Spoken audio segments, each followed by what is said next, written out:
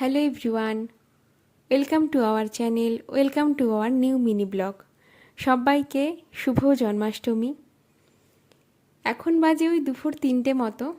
আমি বসে গেছি ঠাকুরের ভোগ প্রসাদ রান্না করতে। তিন্নিকে খাইয়ে ঘুম পাড়িয়ে দিয়েছি, ওর কাছে ওর বাবা আছে, আর আমি ধীরে সুস্থে সমস্ত ঠাকুরের ভোগ রান্না করছি। প্রথমে সমস্ত সবজিগুলো কেটে নিয়েছি, ময়দা একটু অল্প করে মেখে নিয়েছি, তারপরেই বসিয়ে দিয়েছি ঠাকুরের জন্য পায়েস। তারপরেই লুচি সমস্ত ভাজাভুজিগুলো করে ফেলবো একটা একটা করে। আমি ধীরে সুস্থেই করছি, কারণ ঠাকুরমশাই বলেছে ওই 8টা সাড়ে 8টা নাগাদ আসবে বলে। আর আমি তাড়াহুড়ো করে কোনো কাজ পারি না, আর একটু ভয়ও লাগছে, কারণ প্রথমবার একা নিজে হাতে ঠাকুর পুজোর আয়োজন করছি তাই। আর ভালোও লাগছে, কারণ বাড়িতে প্রথম আমরা জন্মাষ্টমীর পুজোর আয়োজন করেছি নতুন বাড়িতে, সেজন্য একটা ভালো লাগাও কাজ করছে। তো চলো ঝটপট করে সমস্ত রান্না করে ঠাকুরের সমস্ত প্রসাদগুলো সাজিয়ে ফেলি।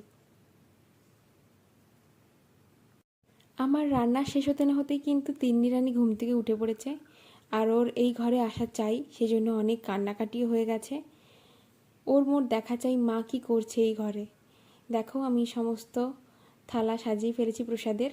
কেমন লাগছে তোমরা অবশ্যই কমেন্ট করে জানিও।